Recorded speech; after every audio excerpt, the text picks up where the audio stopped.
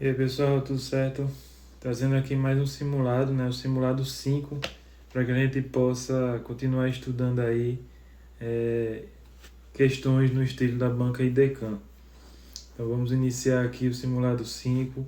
Vocês que não assistiram aos simulados anteriores, né? Possam assistir aqui, né? Voltar aos vídeos e dar uma conferida, né? Para a gente possa ver o estilo da banca, possa continuar estudando, tá certo? Vamos lá. E aí nossa primeira questão: temido e odiado por muitos, este é um dos deuses mais curiosos da mitologia egípcia.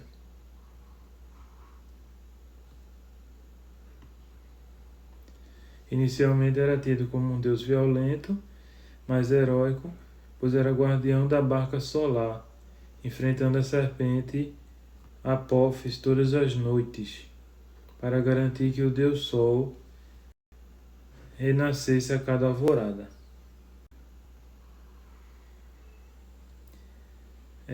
Mais tarde recebeu como herança de seu bisavô os desertos e oásis que cercavam o Egito.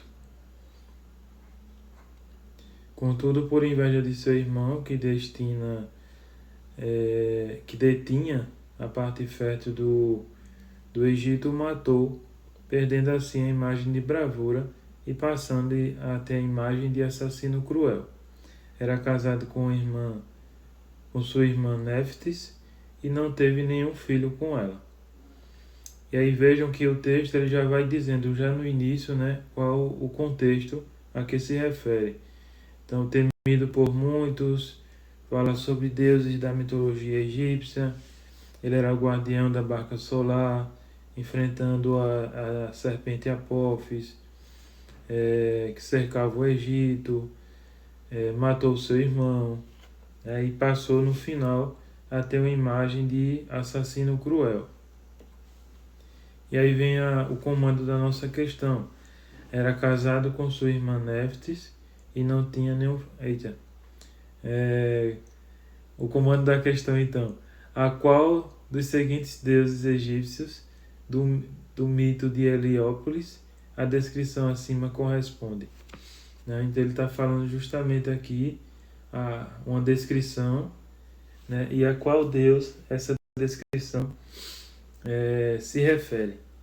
Então, letra A, Anubis. Não, Deus Anubis é o deus da morte, né? O deus também da mumificação. Então não vai ser a letra A o nosso gabarito. O deus Horus, né? O deus Horus também não vai ser o nosso gabarito, que é o deus da realeza, da proteção. E o deus também da justiça. Letra C, Osíris. Então Osíris seria o irmão morto, né, referido na questão. Então é o deus da ressurreição.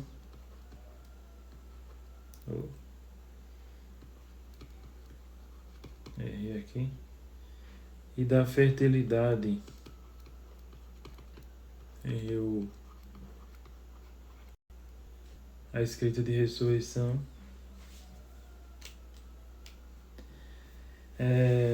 Letra D fala do deus Ra. O deus Ra é o deus do sol e o deus da criação. E aí letra E, o deus Sete, né, que é o deus que está sendo descrito realmente no enunciado, que é o deus do caos e o deus da violência, que é por como ele fica conhecido. Então o gabarito que a gente está procurando, letra E, o deus Sete, que está sendo descrito aqui numa questão sobre o Egito Antigo, que cobra da gente então que a gente tenha um conhecimento sobre os deuses, né, desse contexto da história antiga. Vamos então para a questão 2. de hoje, né? E essa numeração se refere às 200 questões que eu fiz no e-book, tá certo? E eu estou resolvendo agora as que faltaram serem resolvidas, já que no início a gente estava resolvendo por conteúdos, né? E agora a gente está resolvendo na sequência, tá certo? Então a questão 2, né? A questão 14 das 200 questões lá, vai falar para a gente assim: antes do século XV, de acordo com o geógrafo Ptolomeu, ele já diz aqui o contexto, né? Antes do século XV, o mundo consistia em Mediterrâneo Oriental, parte da Europa Meridional e segmentos do litoral da África do Norte, ao sul do qual jazia um abismo sem fim. Então veja que ele diz, né, que ao sul jazia um abismo sem fim, ou seja, era desconhecido, né, pelos europeus, um inferno que ninguém ousava penetrar. Esse limitado conceito descritivo do mundo e de seu inferno adjacente, semelhante ao que é exposto na Bíblia, viria a se tornar a imagem convencional da África. Entretanto, seria impossível negar que existiam diversas civilizações que o mundo pretensamente consciente, isto é, a Europa Ocidental, ignorava absolutamente. Então, mais uma vez, né, ele traz um texto que vai descrevendo, né, um reino, né, um império ou civilização da África, desta vez é assim, e vai dando características desse reino, desse império, ou dessa civilização, desse povo antigo, né, da África, para que a gente possa definir dentro das opções que nós temos, tá certo? E aí no enunciado da questão vai pedir: assim, entre os antigos povos imperam civilizações africanas que os europeus desconheciam completamente. Até o século XV encontra-se qual? A gente já viu que ele já viu descrevendo, né, no enunciado esses povos. E a gente vai tentar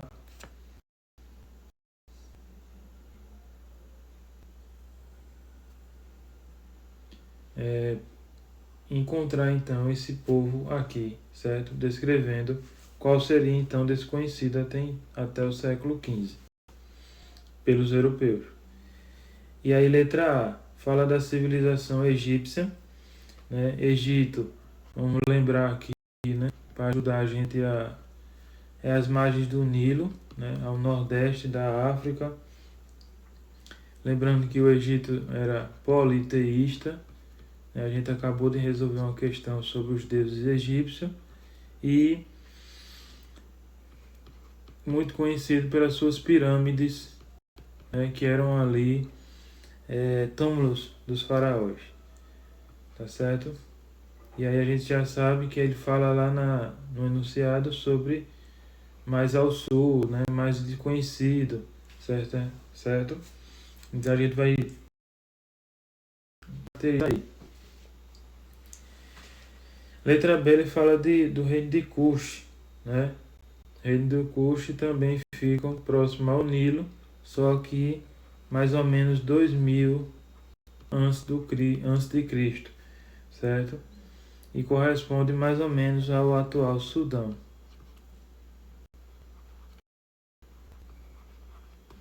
Então não é, de novo, né, nosso gabarito. Aí vem o Império de Songhai, né, que ficava na África Ocidental. Opa.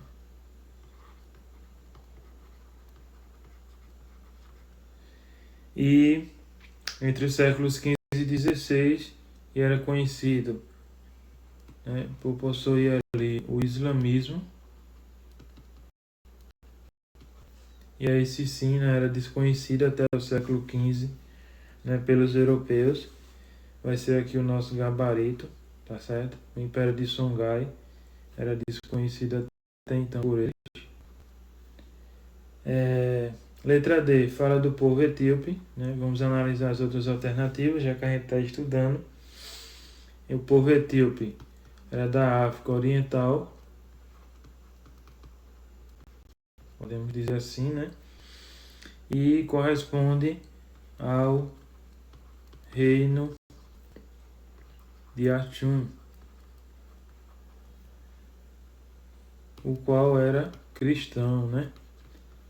Então, se a gente lembrar no enunciado que era cristão, certamente então era conhecido pelos europeus, né? E tem uma grande chance disso.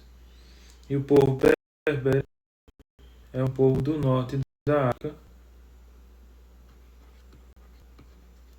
E aí nas dicas que a gente viu no enunciado e que a gente comentou no início, não seria o povo berbere também, já que é do norte da África. Tranquilo? Então a gente tem aí o gabarito letra C. É o gabarito da nossa segunda questão de hoje. Vamos então para a próxima questão. Continuando aqui, né? Questão 3 de hoje. Sobre a cultura renascentista, é correto afirmar que esta é expressável. Então aqui já é outro modelo de questão, ó, que faz uma pergunta bem objetiva, bem direta, né? Sobre a cultura renascentista, é correto afirmar que esta expressava. E aí a gente vai analisar as alternativas. Certo? A aceitação do dogmatismo católico. Então eles até aceitam, né, o dogmatismo católico, mas eles vão priorizar o uso da razão, certo? A gente vai ver muita presença do religioso, né, nos quadros renascentistas, por exemplo, mas a prioridade, né, para eles vai ser a razão. Poderia até ser considerado a gente se enganar ou ser parito, né, mas eu acredito que não é a mais correta até então. Tá bom? Letra B. Admiração do passado greco-romano. Né? Então, letra B. Havia sim essa admiração no greco-romano. Né? Uma das características renascentistas, né? É essa admiração. Daí o nome renascimento. Né? Ela retoma conhecimentos da cultura grega, né, das civilizações antigas grego e romana, greco-romana. E aí por isso o nome renascimento, né?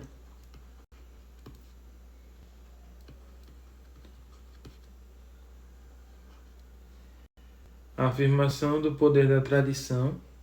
Então aqui a gente não poderia considerar tradição. Tradição é dar continuidade a algo que já passou. A gente pode entender nesse momento assim. E aí eles vão trazer um novo período, né? Uma quebra, né? Na história, quebrando a tradição ali que a gente tinha antes. O conhecimento religioso, né? O teocentrismo, por exemplo,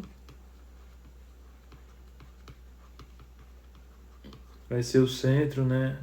Na tradição a gente tem isso, mas agora a gente vai ter o antropocentrismo, né? Que é justamente centrar o conhecimento no homem, né? No ser humano, tá certo? E aí, letra D, a defesa da filosofia escolástica. A escolástica, ela é uma da Idade Média, né? Se inspirava aí nos conhecimentos de Aristóteles.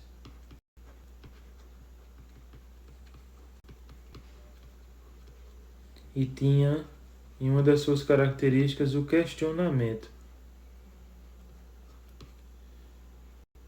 e a negação do humanismo. Então não vai ser a negação do humanismo, né?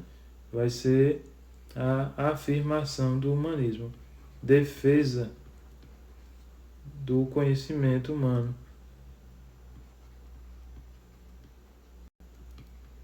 que vai se expressar muito nas universidades. Tá certo, pessoal? Então, o gabarito da nossa terceira questão de hoje, letra B.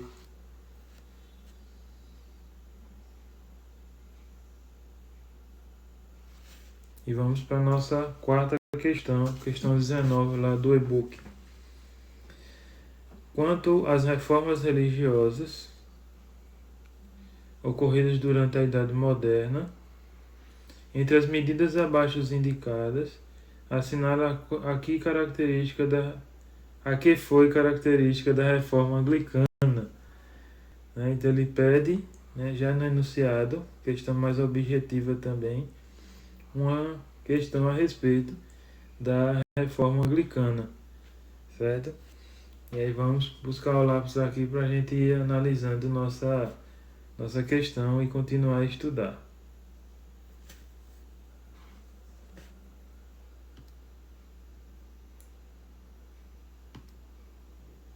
Cadê? Perdi aqui agora. Achei. Pronto, letra A, ela vai falar afirmação pela fé, a salvação pela fé. A salvação pela fé, no contexto das reformas protestantes, ela é uma característica do luteranismo, né, e não do anglicanismo, certo? Martinho Lutero, né, que a gente já estudou aqui. Letra B, criação da Companhia de Jesus. Então, a Companhia de Jesus não vai ser anglicana e não vai ser também da Reforma Protestante, né? Ela vai ser da Contra-Reforma, da reação da Igreja, né, à Reforma Protestante, a uma perca, né, uma determinada perca do prestígio que até então a Igreja estava tentando retomar e que é definida a partir do Concílio de Trento, certo? Vale a pena a gente revisar essa questão. Declaração de que apenas os predestinados por Deus teriam direito à salvação. Então, predestinado, destacar essa palavra, né? É uma ideia que vem do calvinismo. João Calvino, Reforma Protestante. Então, o estabelecimento do rei como chefe supremo da igreja. Então, o rei como chefe supremo da igreja. Então, essa é correta, né? Quem seria esse rei? O rei da Inglaterra, Henrique VIII. E aí, gabarito da nossa questão, letra D, que se refere justamente à reforma anglicana. E a Inquisição.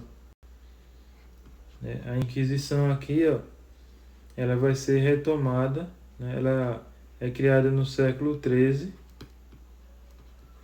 pelo Papa Gregório, né? A dicção ruim, e ela é retomada, né, pela Igreja lá no contexto da Contra-Reforma, que é essa perseguição às pessoas que não praticavam o credo católico. Então, gabarito, letra D, da nossa quarta questão de hoje. Vamos então pegar aqui o nosso marca-texto para a gente analisar a próxima questão. Questão 20, questão bem objetiva, mas que traz bastante conhecimento para a gente, sobre a civilização Inca. É correto afirmar que então a religião Inca, né, a civilização Inca, a religião era politeísta, pois cultuava diversos deuses da natureza, o deus Sol, Lua, Trovão, Chuva e uma deusa representada uma serpente emplumada. E aí a gente tem, né, realmente o deus Sol, né, que é o deus Inti, certo? Na civilização Inca. A gente pode citar também Deus Ilapa, né, que é o deus do trovão e da chuva. Então realmente eles eram politeístas e cultuavam diversos deuses, mas a questão da serpente emplumada, essa questão da serpente emplumada, ela é relacionada mais aos astecas e aos maias, e não à civilização inca, que é o que a gente está procurando aqui. Letra B. Criou um interessante e eficiente sistema de contagem, o quipo, e este era um instrumento feito de cordões coloridos, onde cada cor representava a contagem de algo. Então, essa aqui é a nossa alternativa correta, uma criação realmente colocada pela civilização inca. Durante o governo do imperador Montezuma II, o império chegou a ser formado por aproximadamente 500 cidades e que pagavam altos impostos para o imperador. Então, Montezuma, né, é na verdade asteca e não há registro, né, dessa questão de 500 cidades, certo? Então deixa a letra C incorreta também. Nunca formou o império propriamente dito, porque sua organização política era baseada na ideia de cidades-estados. Então a civilização inca é um dos maiores impérios, né? Podemos afirmar que é o maior império das civilizações pré-colombianas, né, antes da chegada dos europeus. E a cidade-estado ela só vai existir no início da civilização inca, né? Então, na verdade, esse Império Inca ele é bem centralizado, né? O poder é todo centralizado ali, né, nas mãos do imperador. E letra E, usou uma escrita baseada em símbolos e desenhos hieróglifos. Aí, hieróglifos, a gente tem como uma escrita do Egito, né? Registrava acontecimentos, contagem de impostos e colheitas, guerras e outros dados importantes. Então essa a gente já viu lá na letra B, a escrita inca ou a contagem inca era o quipu, ou quipo, né? A escrita era quipu e o instrumento utilizado para a contagem o quipo, tá certo? E aí o hieróglifo vai ser uma escrita da civilização egípcia. Então, gabarito letra B da nossa questão 20, questão 5 de hoje. Vamos então para a nossa última questão de hoje. Uma questão bem específica.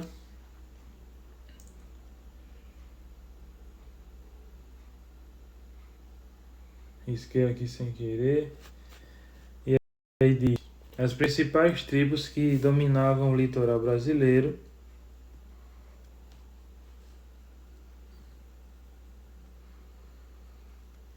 durante o século XVI faziam parte de um grupo muito amplo, conhecido como o povo tupi, nome da língua que eles falavam. Mas os tupis não eram uma nação indígena homogênea. Então, não homogênea, né? E eles tinham grandes rivalidades internas que acabaram sendo exploradas pelos europeus que tentavam colonizar a região.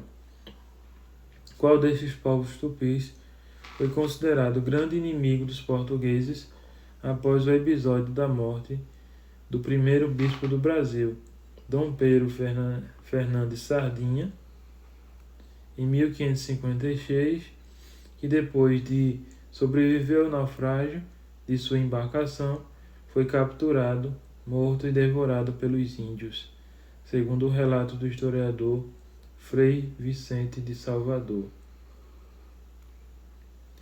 Então vamos analisar aqui, né?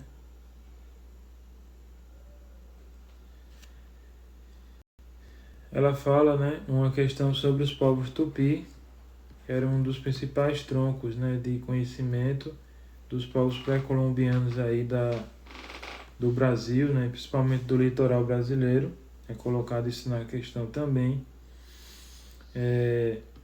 Mostra, né, que eles tinham conflitos entre eles, e os europeus vão, né, utilizado essa rivalidade, utilizado esse conhecimento, e ao final da questão ele já traz a questão da morte, né, de Dom Pedro Fernandes Sardinhas após o naufrágio por esses povos.